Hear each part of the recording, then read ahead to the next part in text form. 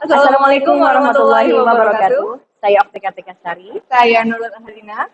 Kami berdua dari pendamping PKH Kecamatan Adiwarna Kabupaten Bapak menemani anak belajar dan bermain di rumah. Bagaimana perasaan ibu semua ketika suaminya membantu, Bu? Bagaimana perasaannya? Oh, tentu senang ya ketika suami atau ayahnya anak-anak itu membantu mengasuh anak di rumah. Ibu biasanya bisa masak, ibu bisa mencuci tanpa diganggu anak-anak karena anak-anak sudah dijaga oleh ayahnya. Nah, dari cerita tadi Bapak tadi, kita bisa simpulkan ayah tetap bisa memanfaatkan waktu bersama anak untuk menunjukkan perhatian kepada anak, membantu anak berusia balita untuk makan, bertanya, untuk mendengarkan cerita anak, membacakan cerita anak sebelum tidur, bercerita kepada anak tentang berbagai hal, atau membantu anak menyelesaikan tugas dari sekolah. Tentunya tadi bapak-bapak di sini sudah menjadi bapak teladan yang menemani anak dan juga membantu anaknya untuk belajar. Nah, apakah bapak-bapak di rumah juga seperti itu, Ibu? Oh iya, kita ajak bersama untuk bapak-bapak di rumah juga menjaga anak dan mengajari anak untuk belajar. Sebaik apapun seorang ibu dalam pengasuhan anak, kehadiran ayah akan memberi dampak tersendiri. Keterlibatan ayah dalam pengasuhan sehari-hari secara khusus akan membantu anak meningkatkan kemampuan sosial dan prestasi akademik di sekolah.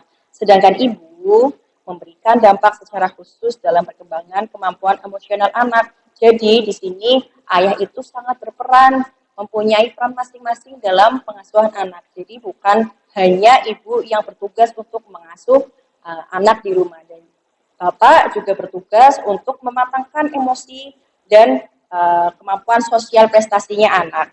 Nah, cara kelima untuk menjadi orang tua yang lebih baik adalah dengan saling bekerja sama antara ayah dan ibu, saling membantu dalam pengasuhan anak. Nah, ibu-ibu, setelah pulang dari sini, ceritakan materi hari ini saat pertemuan kelompok kepada suami atau ayahnya anak-anak di rumah agar bisa dipraktikkan ya, Bu. Jadi, ibu dan bapak bisa mempraktikkan cara menjadi orang tua yang lebih baik.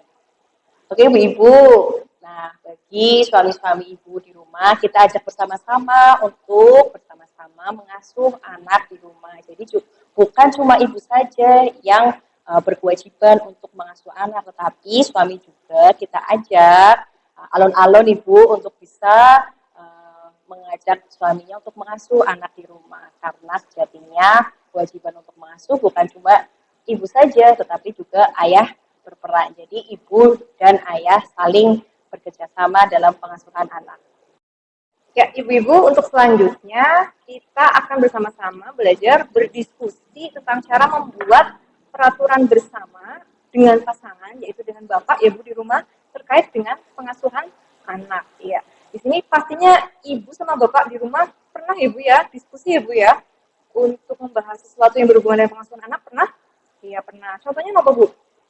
Oh, oke. Misalnya anaknya mau sekolah di mana, atau mungkin anaknya ada kebutuhan apa. Nah, itu ya Bu ya, biasanya antara bapak sama ibu pasti melakukan diskusi bersama. Nah, sekarang sebelumnya kita bisa lihat tontonan atau video berikut ini.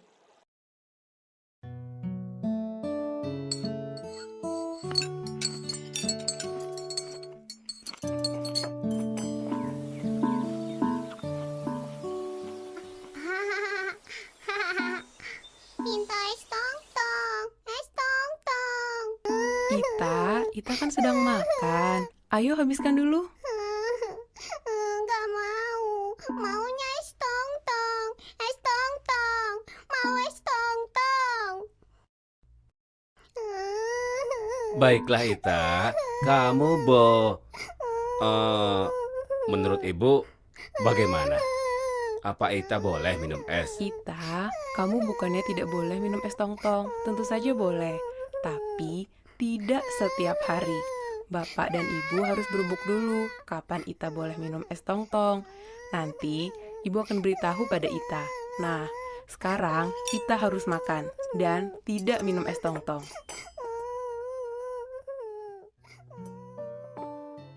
Ibumu benar, Ita. Tentu saja Ita boleh minum es. Tapi sekarang kita makan dulu ya. Cep cep cep cep cep cep. Jadi dalam video itu, Bu Lili, Pak Rusli, Agus, Ita sedang makan bersama, betul. Kemudian kenapa Bu? Oh iya, Ita merengek ya Bu ya, minta beli es tong-tong, betul. Nah, di sini antara Pak Rusli sama Bu Lili gimana Bu? Memberikan Ita es tong-tong? Enggak ya Bu ya, jadi di sini Pak Rusli dan Bu Lili itu sudah sepakat ya Bu ya, karena bagaimanapun juga tidak semua keinginan anak itu harus dituruti. Nah, di sini kita harus mementingkan mana yang benar-benar dibutuhkan oleh anak. Nah, jadi di sini Pak Rusli dan Bu Lili itu sudah sepakat bahwa Ita itu harus makan terlebih dahulu, sehingga mereka tidak memberikan Ita untuk memberikan es tong-tong. Betul. Jadi poin inti dari video tadi yaitu memasuki cara yang keenam Ibu ya, untuk menjadi orang tua yang lebih baik, yaitu ayah dan ibu itu berdiskusi dan memutuskan bersama hal terkait dengan pengasuhan anak. Nah, dengan cara ini orang tua itu akan merasakan pikulan beban yang sama. Karena apa? Karena ada dukungan satu sama lain. Nah, itu adalah cara yang ke-6.